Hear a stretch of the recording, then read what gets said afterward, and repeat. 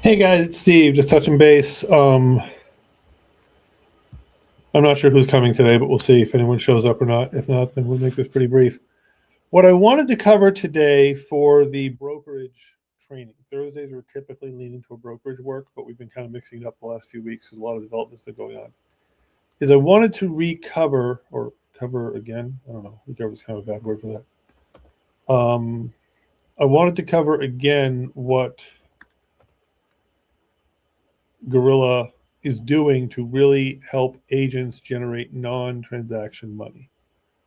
What does that look like? And not just agents, anyone to generate non-transaction money. What does that look like? Um, so non-transaction money could be lending opportunities, which are a lot of paper pushing, do not require a lending license. The kind of lending we do is non-qualified mortgage, non-QM money. We have so you do not have to be a licensed agent to make it happen. Um,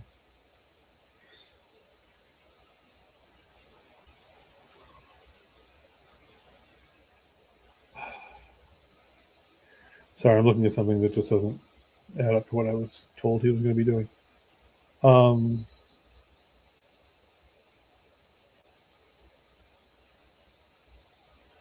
but basically, let me show you the new Gorilla website, and I want to take you through a few of these things that are kind of ways you can make money. Sorry, I kind of got derailed there when I looked at this. There's this one very minor, distinct change that I want to make to the Gorilla website, and the developer just isn't getting it.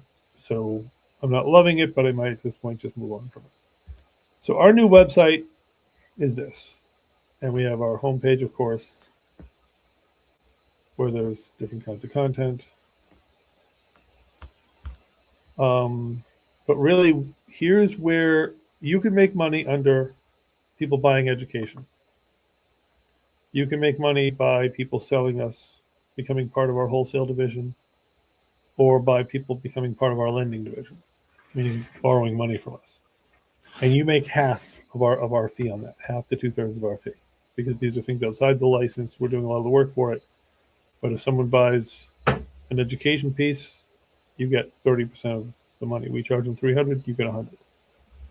That goes up to half on the more expensive packages. On lending, we get paid 1%, half to 2/3 to you, half or less to us. So those are some things. The main thing I wanted to cover today is the Join Gorilla section. We are looking for outbound acquisition folks, which is cold callers. You bring us a cold caller person, two things happen. You get 10% of any money we make off that person. We close a $10,000 spread from them. You get $1,000, even if you didn't deal with them at all. And two is anything that cold caller brings into the company is your deal to run. So not only are you getting 10% of what the company takes, but you could also be the agent on the deal. You get first right of refusal on that. Someone just beeped in, so let me make sure I let them on board. Alex, you're still trying to get on. I'm going to show you real quick, guys. And Alex, hopefully this helps you. Is if you can't get on, because for some reason Alex has been having a hell of a time getting on live. He keeps trying, and just his is not connecting with StreamYard. But you go here to live. Broker Growth March 14th. Broker Growth March 14th. You take that, and this is me live.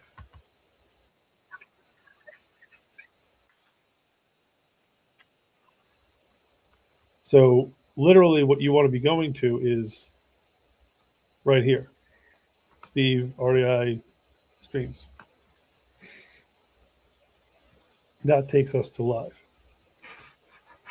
So right there, Alex, if you can see this, and I'm going to send you a picture of it right now. Boom.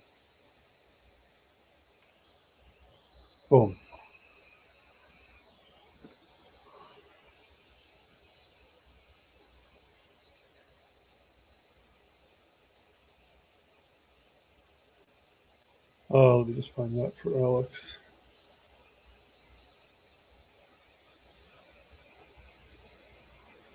There. All right, so back to this. So, outbound acquisition. They come here. I'm a little bit frustrated he didn't put the forms are not in place. The forms are not in place yet. Right, that's fine. Or, so from there, you get 10% of whatever we take in. So we take in $1,000, you get $100. We take in $10,000, you get $1,000, whatever. Plus, you take over if you want that deal to be your deal as an agent or a wholesaler, it's your deal. Okay. You finish it up, you get your percentage, whatever. Wholesalers, you get, the rule here is 10% of the spread. Some wholesaler comes in, and let's say in a given year they give us $100,000 in commissions. Well, that'd be a good year. You get a $10,000 check for having brought them in. You never dealt with them, you never managed them. You just brought them in. So there you go.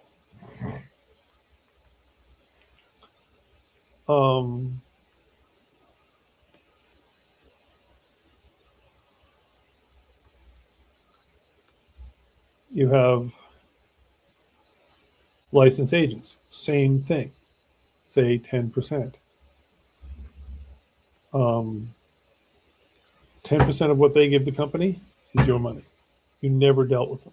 Now, if you have a team and you're bringing them over, there's a whole different set of math for teams. Basically, you get the lion's share of the money, and you tell us your team gets the lion's share of the money, and you tell us how it gets distributed. So if 80% is given to your team, you say, okay, I get 40%, the team member takes 40%, whatever. We break it down, that's fine. So none of this is about people you run. This is about people you introduce to the company.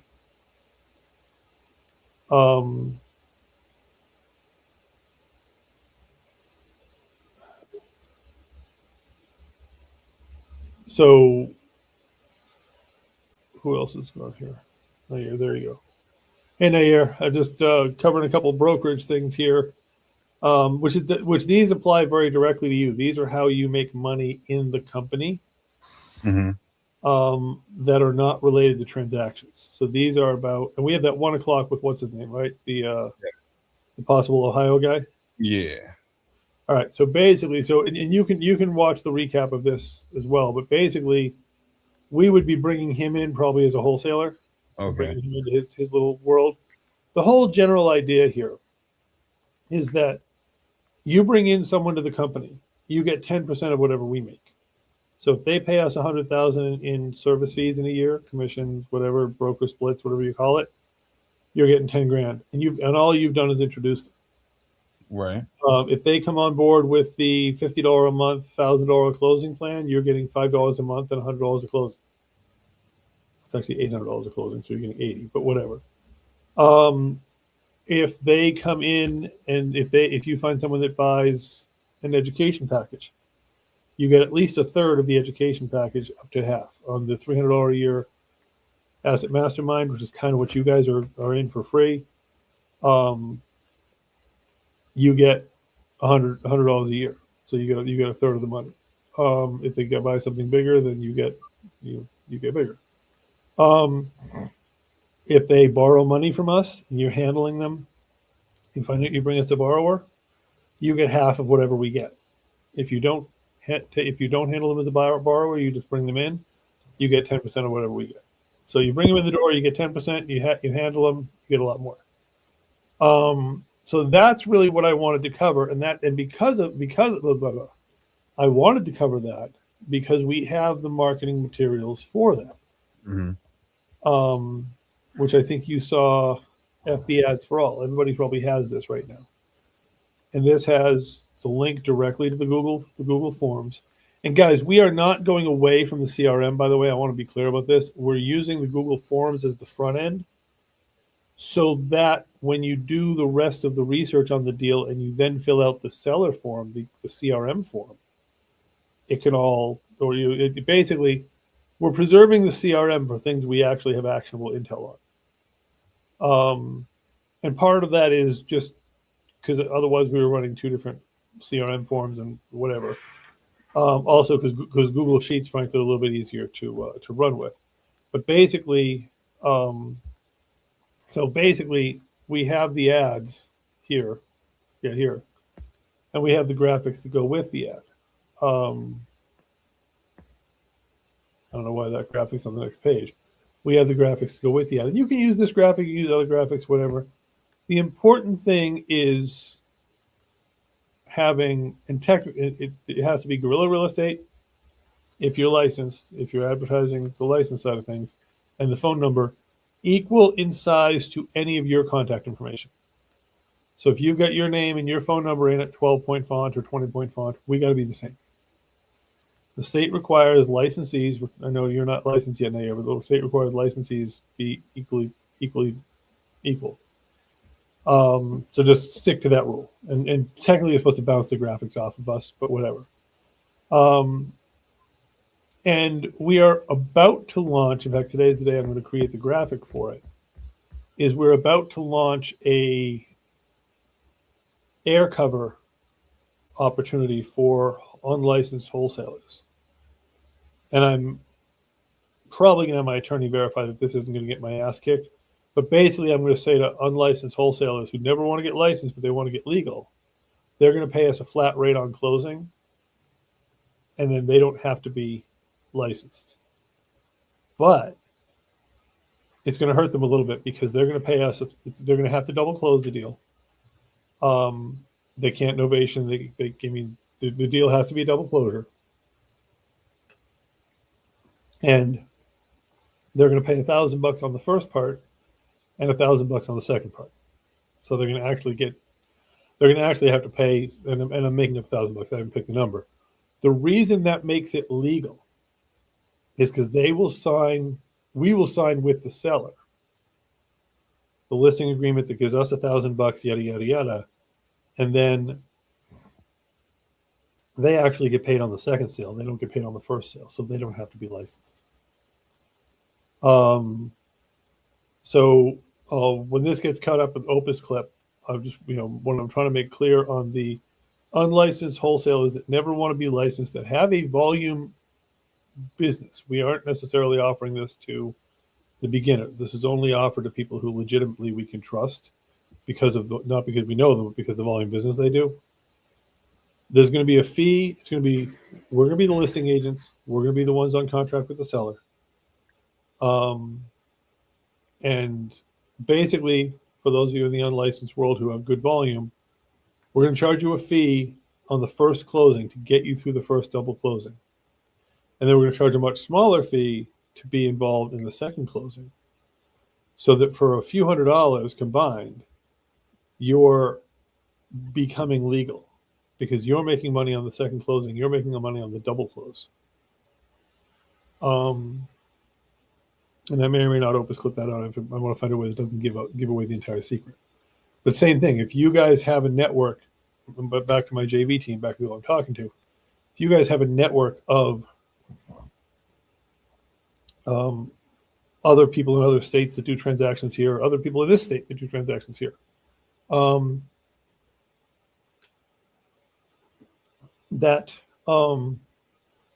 you can refer us to, then great. Then you're going to make money. And if they're doing transactions and they just want us to make them legally covered, this allows that to happen without them ever touching a license.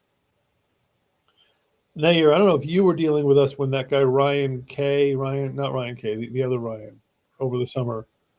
The one was giving us the leads that he swore was motivated, but they weren't. They never went anywhere, exactly.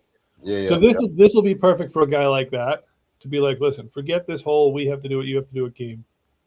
When you're ready to sign with the seller, we'll paper it up. You bring a buyer, we do a double close. Great. So you're still running your show. We're not interfering with your show at all. We're simply your agent on it. And you're keeping a lion's share of the money. Because at the end of the day, if I charge them, let's say $1,000 a closing, and we do 100 of those a year, okay. That's still good money. That's, and whether you're getting, whether you're getting 10% for having tossed it over the wall, or you're getting half for having done whatever, okay, you're getting 10 grand for having tossed it over the wall. You're getting 100 grand or 50 grand for having, done whatever. And that part, I just figured out the air cover part of it. I haven't figured out like internally what we do with it, but probably let's say it's pretty much going to be the same. But basically, it's like, okay, you know what?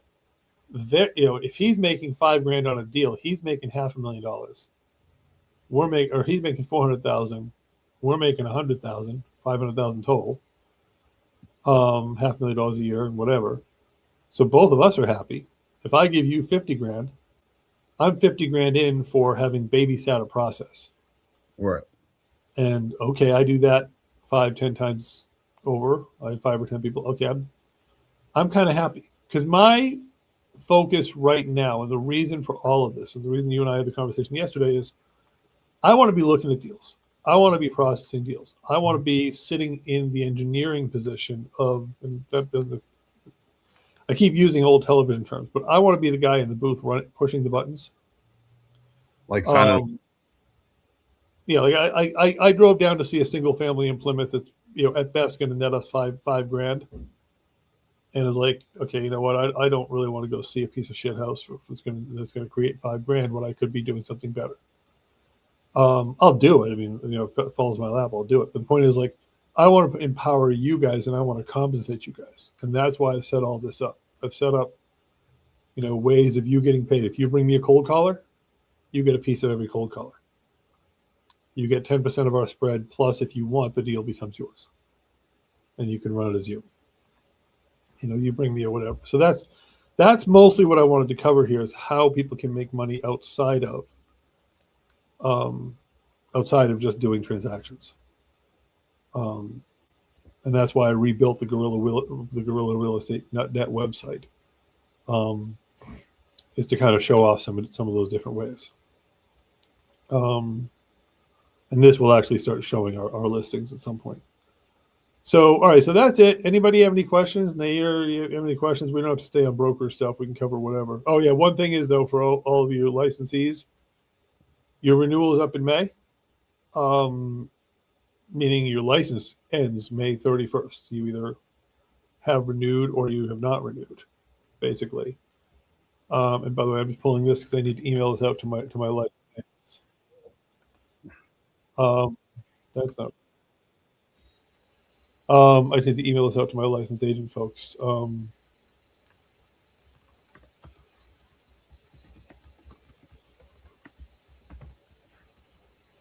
Send that over to Kelly for now. That'll remind me to send it to everybody else. So anyway, anything else we should talk about? Any other questions or whatever? I'm trying to think.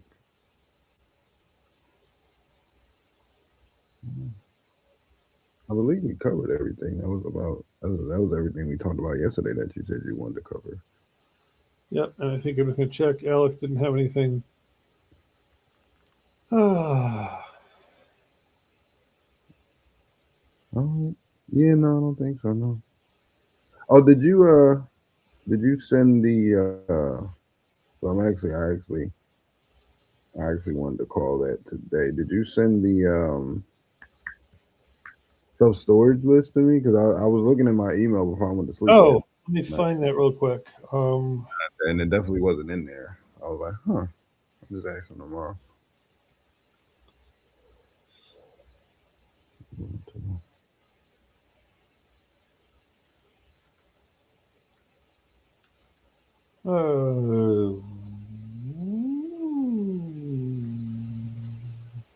Oh, I gotta set the. I shouldn't be sharing this because this is somebody else's private info. Yeah, let me find that. Sweet.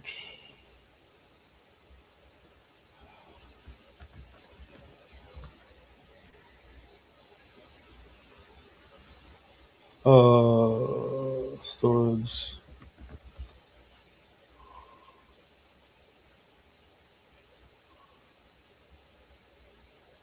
Is it this one?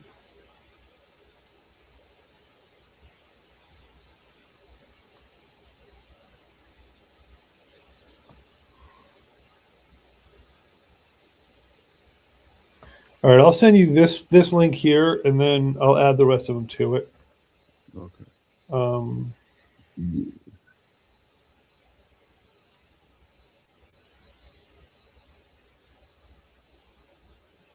I'll just paste the rest of them into it when I get a chance, but I'll send you this link so it. Where'd that sheet? I'm going to name that sheet.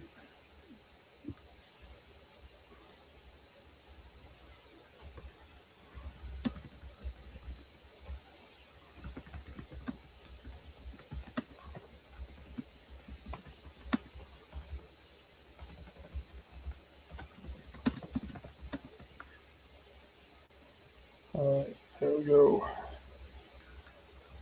All right, so that's pretty much it. And guys, just one of the reasons this became the topic for today is actually because Nair was on what he expected to be a house call yesterday on a particular property, and I don't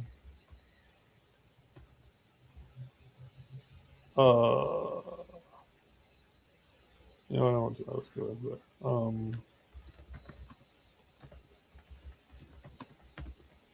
and it turns out that the seller's son is also getting started in wholesaling. So immediately, he's not signing a wholesale agreement with us when his son is wholesaling. But his son wants to talk about coming on board. So that's kind of why I wanted to make this the conversation, is sort of outline sort of how that looks, and how that works, and how you get compensated if you bring somebody in. This isn't we want more people doing deals. We want more people, and you profit when more people do deals. So that's kind of a big part of the coverage. So all right, yeah. So I just sent you that. I will. So I guess we'll talk in an hour or so. Yeah. Something else comes up. So two other things, guys, that I'm going to kind of draw a line here, and I want to just make sure everyone sort of hears it. Is that it used to be something where you catch a lead, and when you first grab the fish on the hook, you send it over to me. I'll tell you whether or not it's worth it. I got to kind of get away from that, because too many of these are turning into, hey, take a look at this, and I end up doing the preliminary research that you guys should learn how to do. So first of all, it's a matter of I'm not doing a very good job as a mentor, but also I'm spending way too much time looking at things that just are never going to fly. Or they will fly, but either way, I've done the work. So I really need to stick to you guys are sending it over to me with at least the basic data collected. And I'm going to turn the video back on now. Where at least the basic data has been collected, using the scripts, using the questions, the forms and such, the seller form, and that you've at least run our basic GPT analyzer. Now I'm streamlining our GPT because it will always send you our GPT. If you watch the long form video from a couple days ago, it will always send you to a bunch of different things, but it's very rigid. It right now doesn't like, oh, I don't have that information. It says, well, you have to get that information. I'm changing it so if you don't have it, you say, listen, I don't have this information, and it will just more or less skip this step. But I want it to come to us. So you're going to collect all the questions. And what you're going to do as you go through each phase of this, you're going to download each AI result into a Word doc, and you're going to put it all into a Google Drive, and you're going to send me the link to the Google Drive as part of. It's going to be. You're not going to send it to me. This is not let me email or text Steve. It all goes into the form. That's the reason we're separating out the forms to a Google form and then an internal form. You're going to send it all into the form, and the Google Drive will be set to anyone can be an editor. And that means, or at least anyone can be a viewer, but let's just, anyone can be an editor. And the reason for that is simple. I don't want you to send me a Google link to a drive on your folder, and then I have to request access. Because then, okay, great. I have to request access, you have to approve access, blah, blah, blah. So when you're ready to send a link to something, you go under share,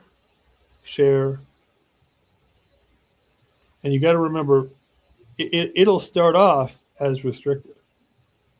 Only people with access, only people you've manually given permission to.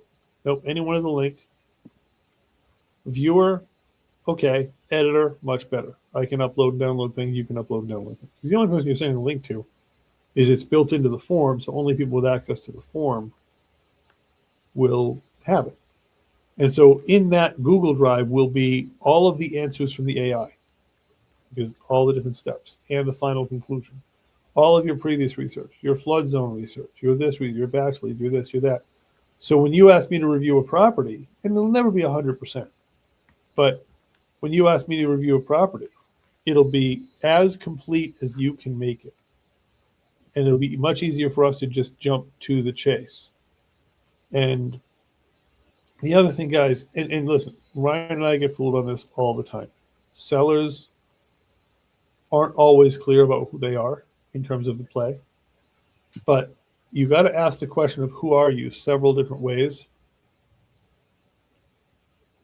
Because are you the seller? Yes. Well, technically, I'm the seller of everything I list. Okay. I'm technically the seller of everything that people talk to me about. Kind of not technically, but kind of, I could call myself that. Are you the deed and owner? Yes. Okay. So that means, how's the property titled? Magic Johnson LLC. Okay. Who's the officer of Magic Johnson LLC? Magic Johnson is. Okay. Where's the piece of paper? Do you have your name on the operating agreement? Well, not really, but Magic told me it was okay if I did this. Okay, so then you're not the owner, you're involved with the owner. Whole different game. Not that we can't talk to that person, but we can't negotiate with that person. We can't, that person isn't it. The other thing is if you get something from Facebook, an email, blah, blah, blah, blah, blah, if they emailed it to you, they probably emailed it to 100 other people. So that's okay, but it's less useful to us because if they're already advertising it, and we've covered this before, we can't buy it for what they're advertising it for and bring it back to the market for more. Also, if they're already advertising it, we aren't, or they're not the owner, we don't have a seat at the table. The only seat we have is to be the actual buyer. We're not looking as a wholesale company to be buyer's agents. We're kind of not licensed to be, actually, because we're not licensed. Your licensed agents, folks, yes, you can be buyer's agent. Wonderful, that's great. But I mean, if you're sitting on the wholesale side of things. So knowing who it is you're talking to. And if it's advertised, and this is a famous one. Ryan had one down in Pittsburgh yesterday. And the guy's like, yeah, I don't know. Knew nothing about the property. Claimed he bought it sight unseen and kind of was praying blindly to do something with it. And Ryan Zillowed it, and it said listed by blah, blah, blah. And the guy's like, that's not true. And Ryan's like, well, that's not true. I don't know how it got listed. Any whiff of it, and of course, then I call the agent, and it's listed. I don't even do that anymore. If there's any whiff of it being listed, tell them it's on them to show to us it's not, because we can't touch it if it's advertised by somebody else. We can't touch it. If it's listed by somebody else, if it's advertised by somebody else, we probably shouldn't touch it. If it's listed by somebody else, we can't touch it. What I mean by that, if it's another wholesaler or whatever, or they've advertised it themselves,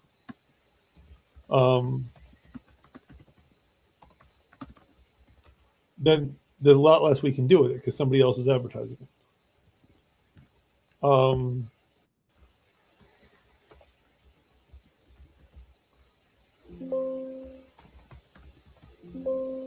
Okay, so this one did not come up for some reason, but I leave one of my properties that I own pending on the MLS so that I can show what that looks like on Zillow. But basically on Zillow, it'll say listed by.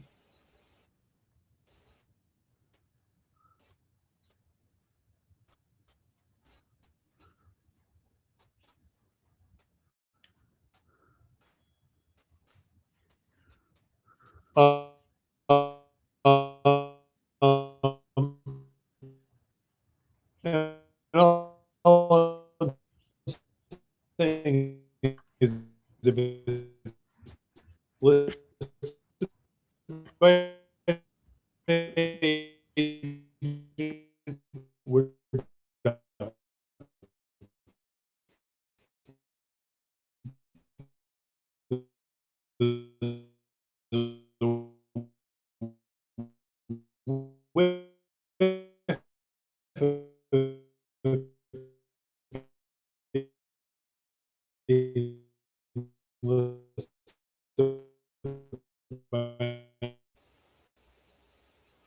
Because we can't.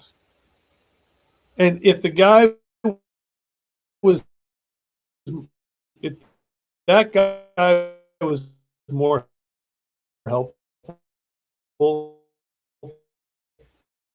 we might have had the conversation